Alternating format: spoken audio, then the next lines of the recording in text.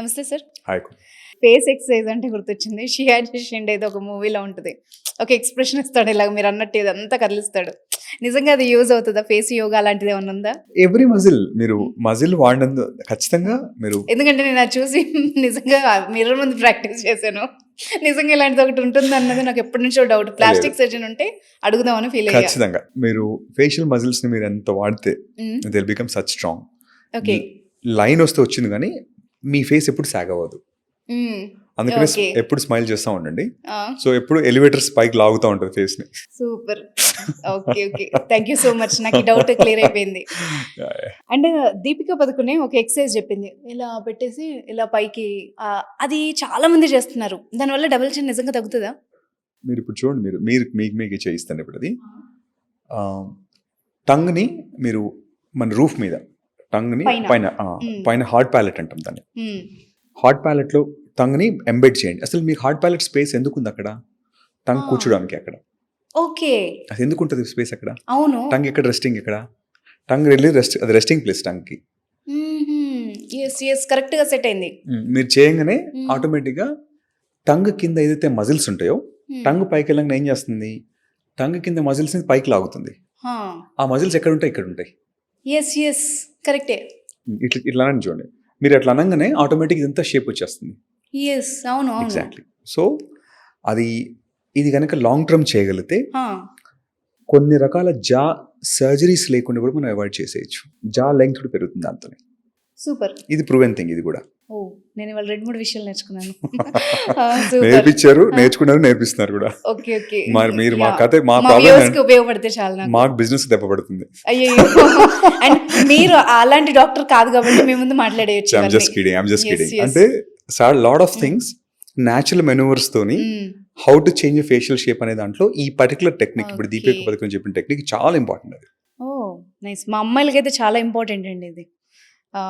And ఏజింగ్‌కి వచ్చేటప్పటికి ఈ మధ్య మనము ఎల్ఈడీ లైట్ థెరపీస్ చూస్తున్నాం. Red light therapy, blue light ఇవన్నీ అంటే ఇన్‌ఫాక్ట్ దానికి మిషనరీ కూడా మనకు అవైలబుల్ ఉంది ఆన్‌లైన్‌లో.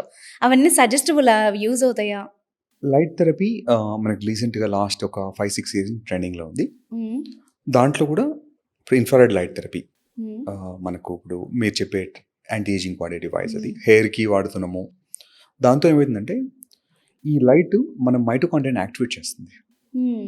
ఈ పర్టికులర్ ఈ ఫ్రీక్వెన్సీ మనం కనిపెట్టింది ఏం కాదు. ఇది సన్లైట్లో ఉండే న్యాచురల్ ఉండే థెరపీ అనేది.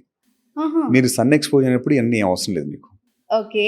కాకపోతే మీరు మార్నింగ్ 7:30 లోపల కనుక మీరు సన్ క్యాచ్ చేయగలిగితే ఒక 30 మినిట్స్ ఈ లక్షలు పెట్టి అవసరం పెట్టి మీరు ఈ డివైస్ కొనుక్కోవాల్సిన అవసరం లేదు. అమ్మాయిలు విన్నారా? సీరియస్లీ సార్ అది చాలా ఎక్స్‌పెన్సివ్. అంటే కొరియన్ సినిమాల్లో ఈ హాలీవుడ్, బాలీవుడ్ మూవీస్‌లో నేను ఇంట్లోనే పెట్టుకుంటున్నారు పొద్దున వాళ్ళు. మీరు 10కి లేస్తానంటే మాత్రం మీకు ఎన్ని అవసరం. ఎందుకంటే ఆ! 10కి లేసి కనుక ఎండలో వెళ్తే మీ ఫేస్ బర్న్ అయిపోతుంది.